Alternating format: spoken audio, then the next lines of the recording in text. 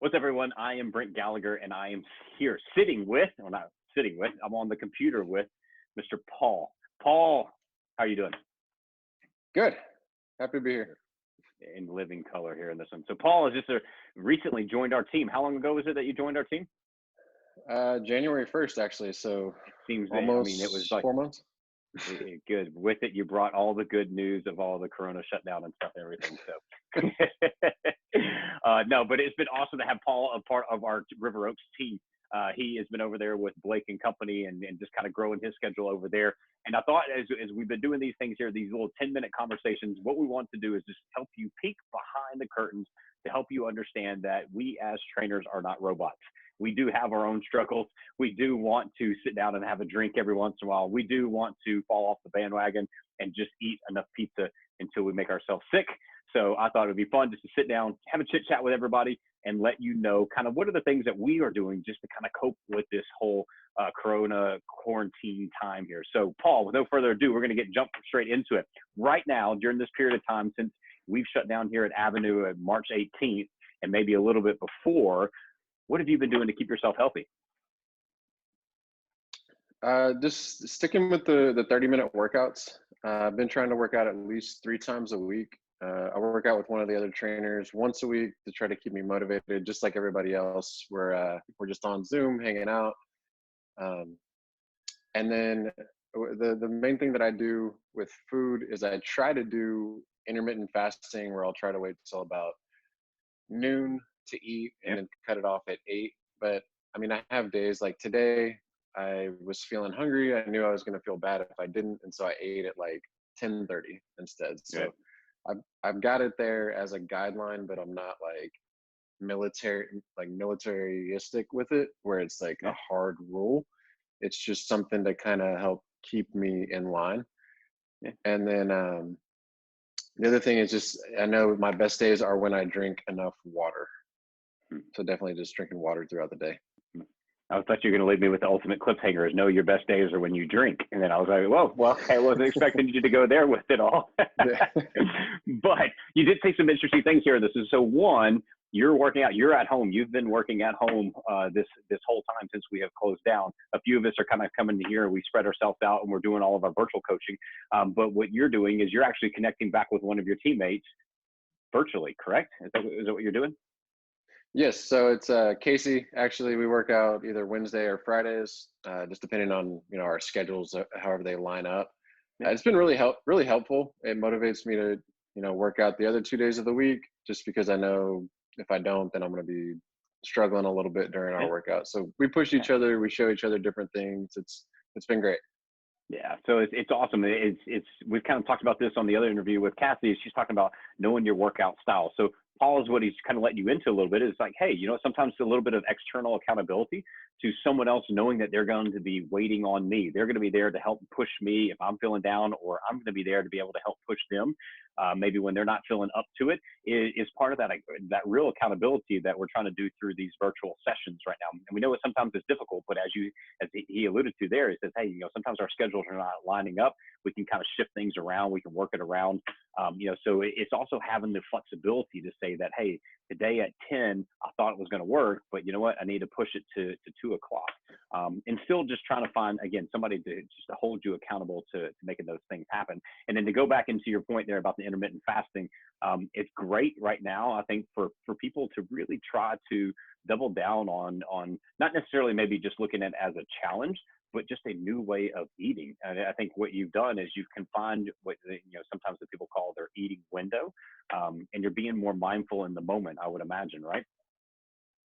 Yes, definitely. It just shifts it from that kind of all day grazing that you can kind of run to, especially when you're spending all day at home.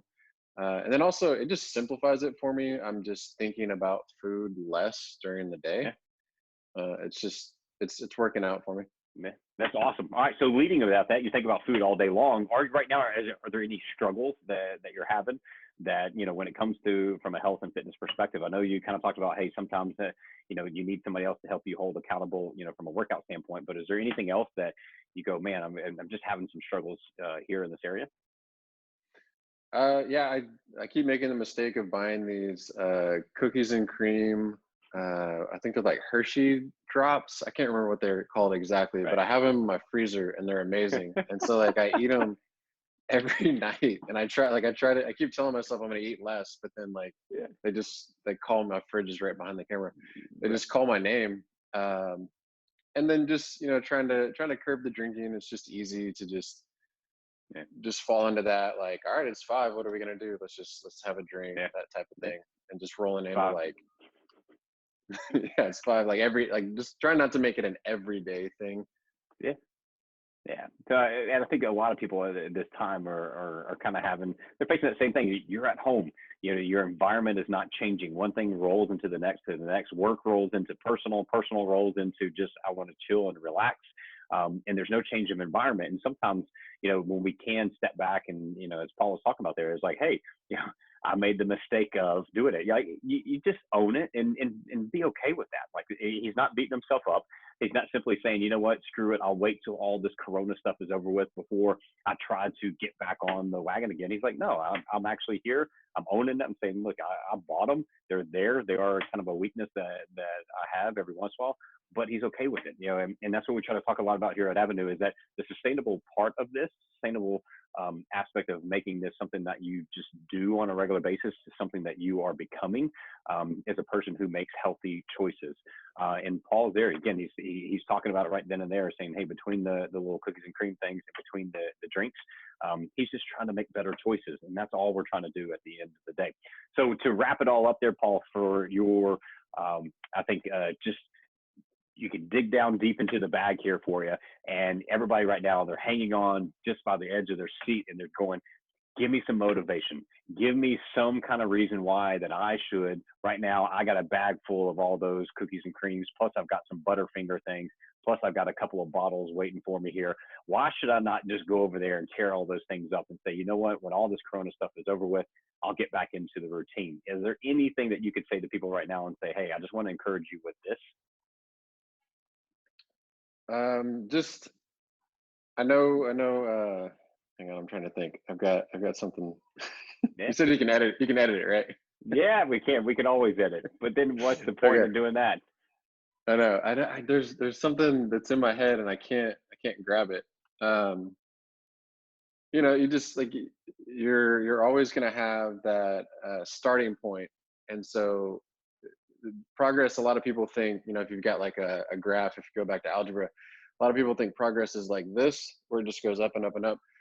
And progress really is more, you're coming up and then you circle back, you got a big circle back, and then you go again. And your goal is to make those circle backs smaller. And so if you can use this as, not that big circle back in one of your smaller ones, because a lot of people were already coming to Avenue and you're in that. And so let's just make it a little circle back, realize what you're doing and then just get back into it. And then you can make real progress. It's about not letting 2 weeks turn into 2 months, turn into 6 months. It's you got to shorten that reversal window. That's it. I mean, I think that. I mean, when you're using the algebra, the subject that I'm sure probably 99% of the people on this that are listening to this probably could go, God, that was my favorite subject right there.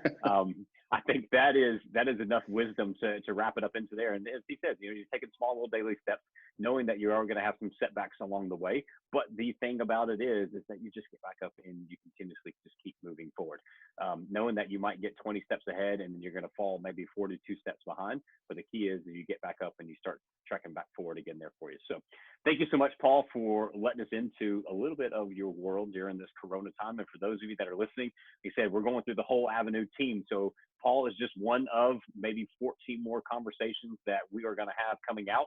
So if you can, tune back in, share it up, like it up, pass it along to a friend who might be going, who are these Avenu people? And are they real, or do they have their own struggles? So yes, we want to let you peek behind the curtain a little bit and help you understand that we are just like you. And we do have our own ups and downs. We have to pick ourselves up off the ground sometimes here. So thank you so much for tuning in, and we'll see you next time around.